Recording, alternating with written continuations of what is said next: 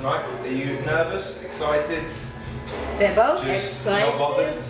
Well, no, totally bothered. Totally bothered, but I can only speak for myself here. I'm usually quite nervous, and I usually get like bad stomach before we play. It's nerves. Apparently, nerves give you flatulence. But I must not be nervous because I haven't trumped once yet.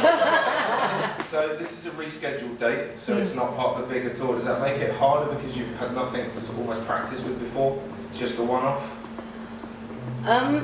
It's complicated. I mean, we were going to play here a month ago, and the snow got in the way.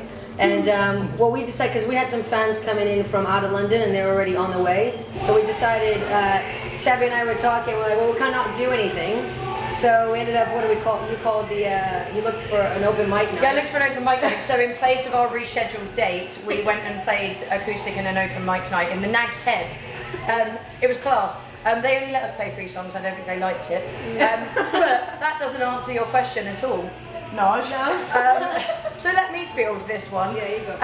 Yeah, I guess it would have been easier as part of a tour, but no, it would have been fine had we just rehearsed a bit more, I think. But we're going to be fine. We'll just, what we lack in skill, we'll make up for in charisma.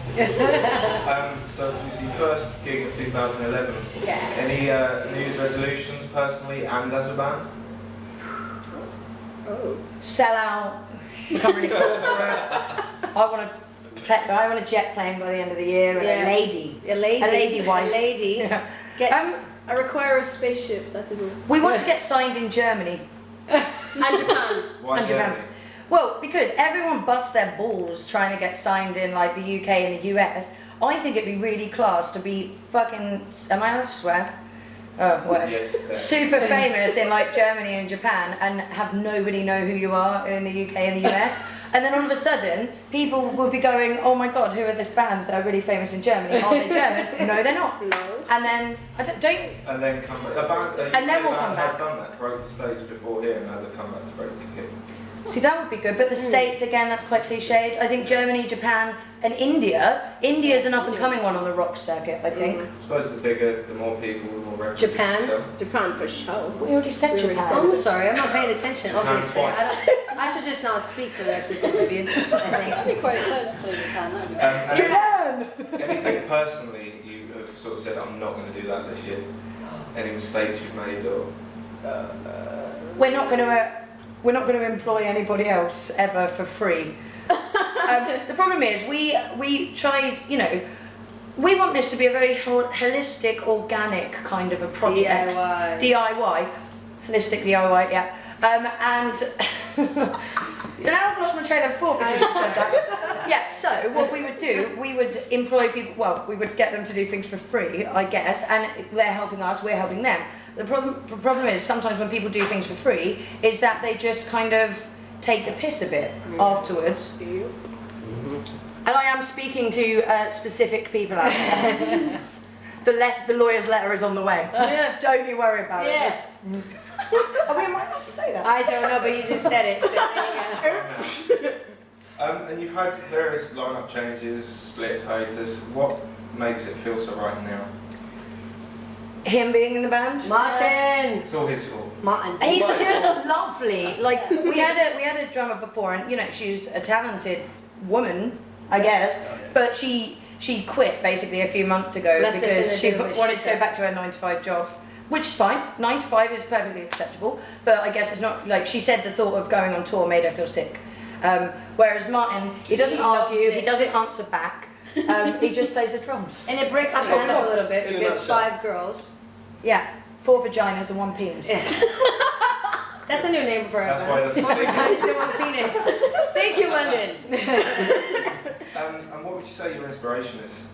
It's a cliche question, but It's a mix, isn't it, really? Yeah, I think we can only ever answer this the same way we always do. Like, each of us listens to really, really different music from each other. I mean, me and Pyro have a side project, which is like reggae electro. So we really love reggae, but then we're like, yeah, I love pop punk. Yeah, me too.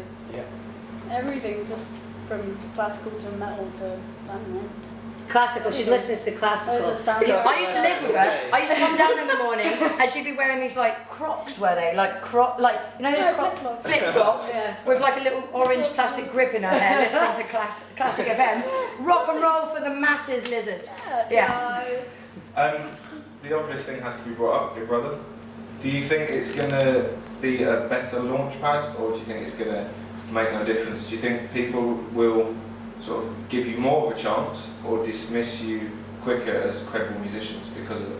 Well, the great thing that I found was when I first came out of the house, like it would have been really easy to go and kind of sign a record contract and have that one single that was bought just by Big Brother fans, but we chose not to do that because, you know, aside from the fact that obviously I did go on a really tacky reality show, like I would hope that the band speaks for itself. And, you know, obviously it's exposed us to more people, which is amazing. I mean, you know, you do have the naysayers that won't even listen because of the Big Brother thing. It's like, well, you win a Big Brother, so you must be thick and not talented at all and have no hope in life whatsoever. But if they think that, then I don't really care. And have you used any of your experiences from there as lyrical inspiration? Yes. Yeah.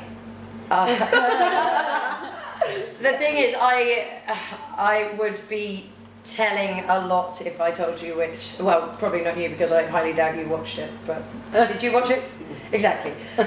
But for people who did watch it, if I said which song it was, it would all become very blatantly obvious. Yeah. Yeah.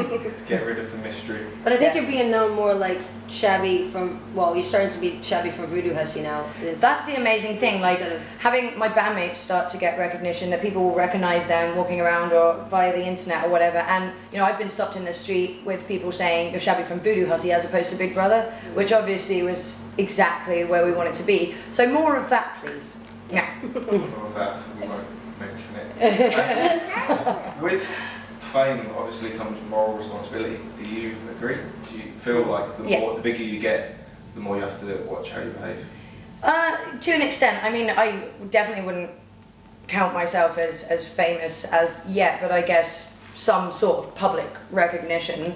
Yeah, I do think that you do have moral obligations. Like, if there are people, you know, I get a lot of messages from teenage girls, be it about their sexuality or the fact, even down to things like they want to join a rock band, but their parents don't agree with girls playing rock music. It's common, isn't it?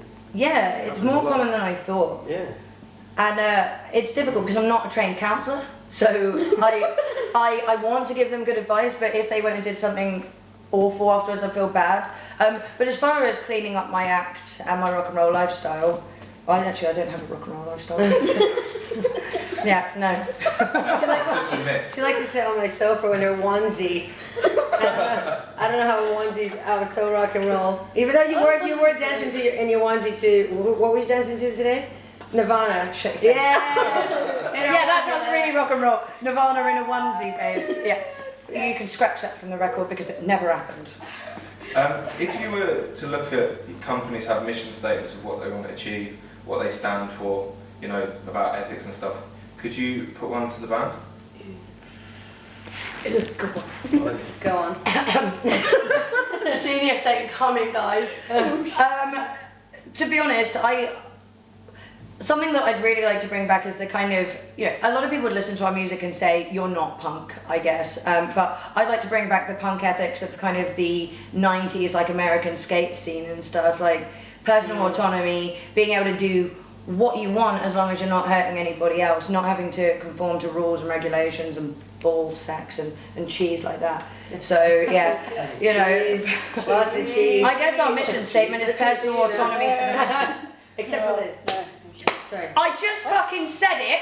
The genius spilled forth and you bloody talked all over. Don't worry, you carry on. You do the rest of the interview. Voodoo Hussy, personal autonomy for the masses. And if you were to look at, you have obviously have peaks and troughs as a band, what would be your highlight so far? I loved playing Manchester and London on the tour that was cut in half due to our first weather conditions. I think the garage Garage for me was, Yeah, man. yeah, for me was the, Epic. yeah. But then a lot of my highlights are actually from before, because now it feels a bit like we're cheating because we already have a bit of a platform. A lot of the highlights was from back in the day when I used to manage the band, and every gig we got, every step up we took was a massive thing for us because we did it completely from scratch. We had no help from anybody, and we actually got to a place that, you know, shit like people that we didn't know, oh my god, people that we didn't know were listening to us, that was amazing. And like people messaging us saying our friend died the other day and we're big fans of Voodoo Hussy and we played all your music at his funeral, and that was quite big for us when we were underground. We did play 72 gigs in 52 weeks. 72 gigs in 52 weeks, yeah. And all booked by Shabby. Yeah. They were crap, but like... Cat House was We did the toilet circuit, but yeah. we did some good stuff like We Astoria played the 2. Cat House, Astoria 2, Cargo. Borderline. Clapham Ground? Clapham Grand. Yeah, we always say Clapham Grand, but it sounded a lot better then than it does now. Clapham Grand. Back in the day. It's lost its. Yeah. And what about low point? If you could pick one. I think having to get rid of our manager recently was a bit of a low point because he's a really good guy, but for various reasons it just wasn't working out. And I think maybe we'd agree that the other low point was when we went on our indefinite hiatus and broke up, because we love each other so much as people, and we loved being in the band, but It just turned into more work. it turned into more work than play, and I don't know why it was, but now it's fucking awesome to be able to be back and go, okay, now we remember why we did this in the first place, because we like playing music. Yeah. Simple as. Cool. And final one, any message to the fans then? We love you! And thank you for the said. Thank you for the support. No, seriously. Basically, thanks for Everything. thanks for ringing radio stations till, you know, some radio stations initially refused to play us, maybe because of the Big Brother thing, and our fans rang them and emailed them so much that they don't have a choice in the matter. So thanks for bullying the media into accepting us. We love you.